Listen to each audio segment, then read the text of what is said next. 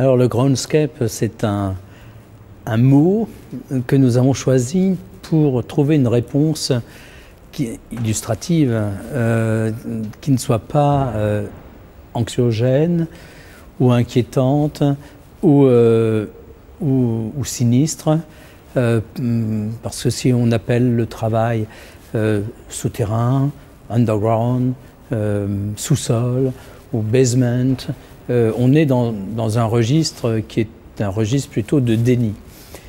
Alors que le groundscape, c'est le paysage du sol, comme le landscape, c'est un peu son opposé, si on peut dire.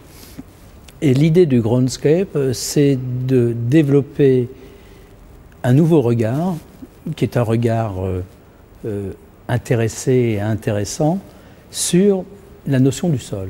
C'est-à-dire le sol n'étant plus une surface horizontale, avec ce qui se trouve dessus et ce qui se trouve dessous, mais c'est une surface qui va se multiplier, se démultiplier, qui va offrir différentes solutions, opportunités pour l'investir.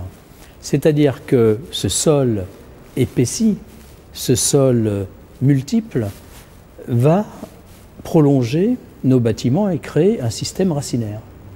Et c'est donc un peu un biotope là, que l'on cherche à mettre en place au travers d'expériences que l'on a déjà réalisées avec, par exemple, la Bibliothèque nationale. Peu de gens imaginent qu'il y a 200 000 mètres carrés d'incrustés dans le sol. On n'a aucune perception d'être en sous-sol. On se trouve autour d'une forêt. Ou bien l'université à Séoul, 100 000 mètres carrés. Ce sont des dimensions de bâtiments très très importantes. On ne les voit pas. On ne les sent pas au sens physique. Par contre, ils apparaissent parce qu'ils produisent des paysages, des espaces publics, des vides, donc des perspectives, de l'air, du soleil, de la lumière. On ne va pas aller habiter dans le sol, mais on va plutôt se nourrir en termes d'intensité, de densité, d'activité du sol. Et donc nos bâtiments ne s'arrêtent pas au niveau des rues. L'idée, c'est que nos bâtiments plongent dans cette substance dans laquelle il y a les transports, il y a tous les services, il y a des lieux de stockage, mais il y a aussi des lieux de vie.